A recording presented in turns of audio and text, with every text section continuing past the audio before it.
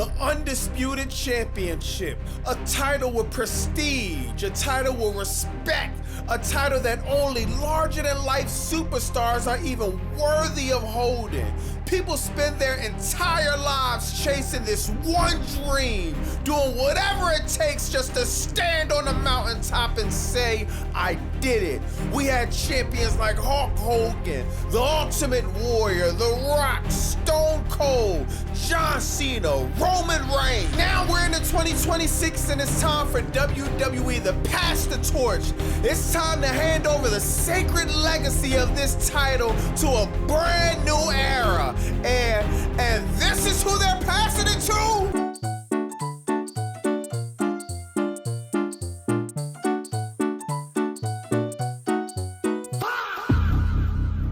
I'm sick of this, man. Triple H goes to book Trick Williams, Randy Orton, Damian Priest, Sami Zayn in a fatal Snorway match at Saturday night's lame event in Montreal, Canada. Oh, I wonder who's gonna win this one. Triple H is at it again, man, chasing these big reactions like Vince Russo used to call him, the king of pops.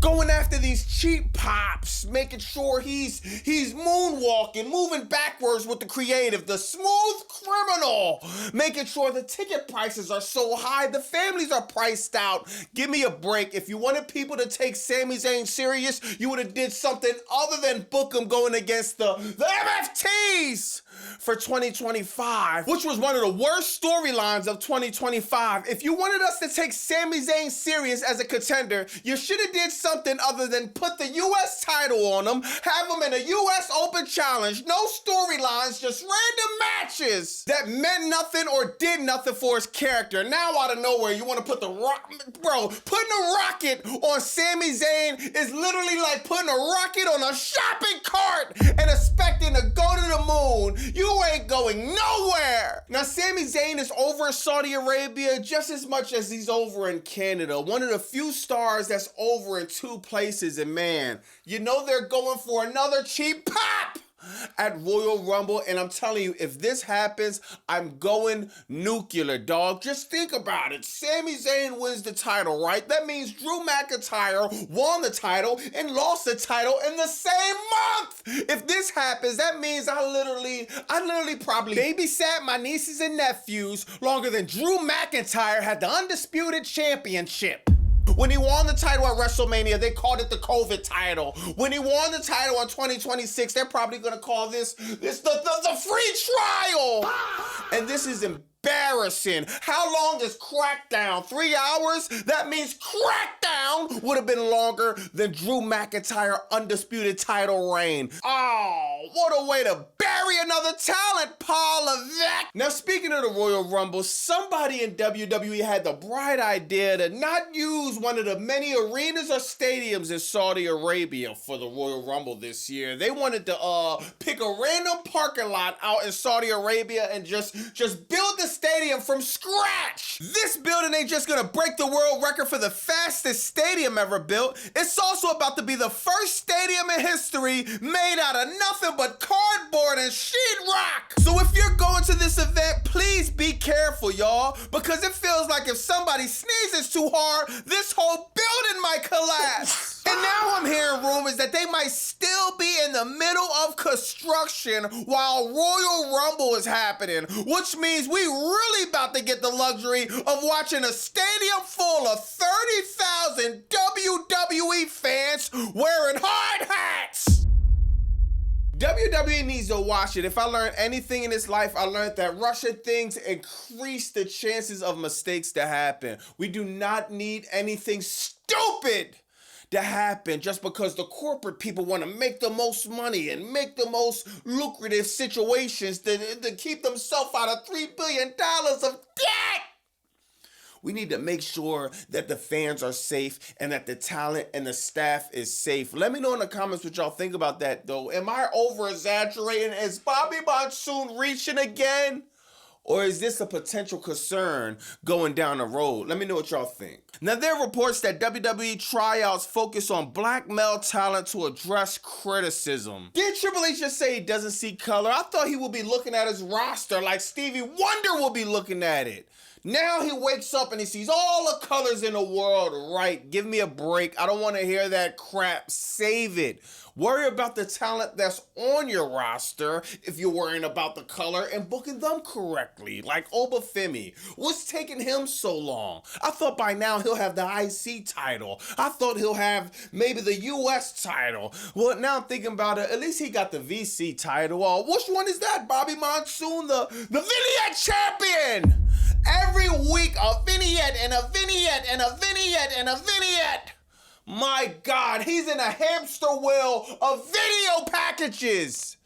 And it's making me sick. If I see one more Obafemi vignette, I'm going to snap. This ad is brought to you by the Pirates in the chat. Go to BobbyMonsoon.com. Get your Ruthless Depression ad t-shirt. If you're sick of the BS in professional wrestling, if you're sick of the soulless billionaires taking advantage of the fans, show them you had enough. Go to BobbyMonsoon.com. Get the Ruthless Depression ad t-shirt.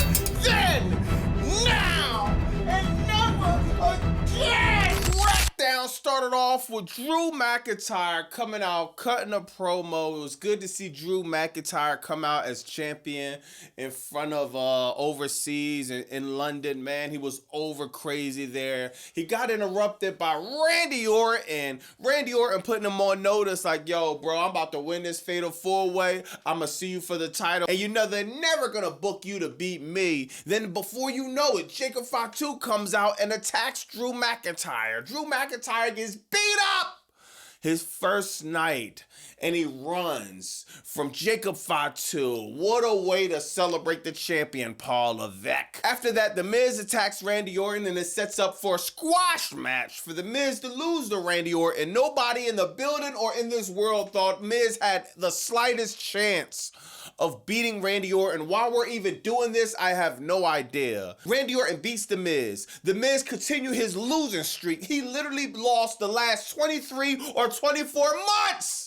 in a row. Haven't won one singles match, I believe. I see it online, and it's like, this is embarrassing. Next, you got Charlotte Flair and Alexa Bliss, Kiana James and Julia in a tag team match, and all I could think is, oh my God, what a waste of talent that they're doing with these four women. Julia, she wins the US Women's title just to be in a tag team match for the tag team titles because they have nothing booked for her in singles competition. Why did she even win it in the first place?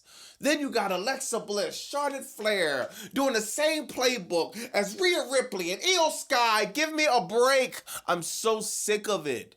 Lash Legend comes out with Nia Jax, and now they're doing this triple threat tag team match next week that nobody cares about. This storyline sucks. After that, you got Cody Rhodes. I'm joining the Royal Rumble. I'm going to win for the third time. Yeah, right, Cody. Nobody cares that Cody Rhodes is entering the Royal Rumble. I'm happy that he dropped the title. I'm also happy they're not doing Roman and Cody for the third time because nobody asked for it. I believe Cody Rhodes need to focus on putting new talent over. He's facing Jacob Fatu at Saturday Night Slam event.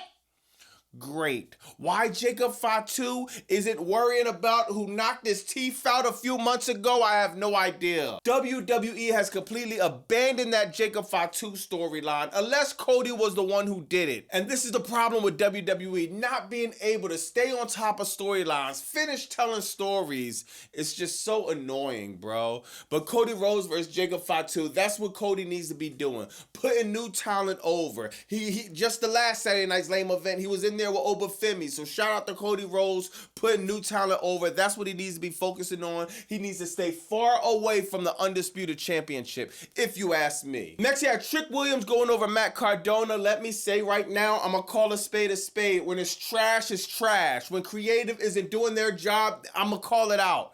I have to once again call out creative for making the right decision. Trick Williams going over Matt Cardona, great. Matt Cardona still looks strong. Trick Williams being in a fatal four-way match at Saturday Night's Lame Event, even though he's gonna lose. He will be looked strong. He will be booked strong. He is getting booked strong. Even being in that spotlight is great. First we had Opafemi, then we got Trick Williams. It shows that WWE is putting a high focus on the new talent moving forward. I can't complain with that. Even the boy Kit Wilson, yo, he got the best theme song right now. Man, I like what Kit Wilson doing. I like the booking of Kit Wilson right now. Even him coming out, beating up Matt Cardona, having a face-to-face with Trick Williams. I'm liking this booking. After that, you had Kit Wilson trying to cut a promo, but Jacob Fatu, he winds up beating up Kit Wilson, calls out Cody Rhodes. Cody Rhodes comes out. They have this big, massive feud. I'm interested in seeing where they're going to go with Cody Rhodes and Jacob Fatu in the next few weeks. Next, you got the tournament match. Damian Priest versus Solo Sikoa, Bachaloa, Jeff Nye, Hakuna Matata, the MFTs. Damian Priest, of course, won this match. It was a cool match. At the end, you had the Wyatt Six coming out, continuing their feud that nobody gives a crap about with the MFTs. They're going after this ladder thing. It's just, this storyline sucks so bad. Uncle Howdy needs to throw that character in the trash. Just be Bo Dallas. It's more believable. It's gonna go over more. The vignettes work because you're Bo Dallas. We're not invested emotionally in Uncle Howdy. He looks like a clown with a mask. After that, you got Carmelo Hayes and Leon Slater in a fire match. Another banger match, just like the one the week before that, then the week before that, then the week before that, then the week before that. The U.S. Open Challenge is nothing but an excuse for Lazy Levesque to not book anything compelling. Oh my God, okay, they had a cool match, great. This is what I mean, where we're seeing cool matches all the time. Why do we care? What's the storyline? He has zero storyline behind any of this. Random matches do nothing for building a character. Leon Slater did good, and it seems like WWE is invested in Leon Slater, and I wouldn't be surprised if they wind up taking him from NXT, man. After that, you got Chelsea Green getting squashed by Jordynne Grace. They're building up Jordynne Grace versus Jade Cargill. Chelsea Green has one of the most over characters, great promos, great, you know what I mean? What do we do with her? Absolutely nothing. Just treat her like a jobber. Jordynne Grace, Jade Cargill. Jade Cargill held the title since November, has absolutely not defended it, not one time. There's no excuse for this. After that, Sami Zayn goes over Ilya Dragunov. They had a cool match. We could see it coming from a mile away. Ilya Dragunov beat Sami Zayn for the U.S. title. We knew he wasn't going to beat him 2 times in a row, especially not Sami Zayn, Mr. Hawk Up Sami Zayn, Mr. Paul Levesque's favorite pet. Sami Zayn, he goes over. Now he's headed to Montreal for the King of Pops that does his big reveal, his best magic trick. Get a big crowd reaction so he can get millions of views and engagement on social media. It won't work. Let me know in the comments what y'all think about that. Crackdown being 3 hours is excruciating. Seriously, even when they got certain spots like, okay, Trick Williams, Kit Wilson, okay, even though it got no storyline, the U.S. Open Challenge, Leon Slater, but the show just drags on after 100 ads, after 100 commercials. That final hour is hard to get through, man. Let me know in the comments what y'all think about that. We got Saturday Night's Lame Event next week. After that, we got Royal Rumble, Saudi Arabia. Let me know in the comments what you think about Royal Rumble, building it with Legos. Building it with, you're supposed to use steel beams. It seems like they're using tree branches or whatever other crap they might be using. Do you think it's a good idea for them to use a venue that's literally built about 21 days before the event that's gonna hold 30,000 people? Or do you think it's a bad idea and Bobby Monsoon's reaching again? Let me know in the comments what you think about that, man. I see y'all Monday. We're back on regularly scheduled programming for Monday. Thank God, man, because these spoilers be killing the show for me. Already the bad creative kills it. The spoilers make it worse. Let me know in the comments what you think about that. It's Bobby Monsoon to a fight. Like, comment, subscribe. Bow!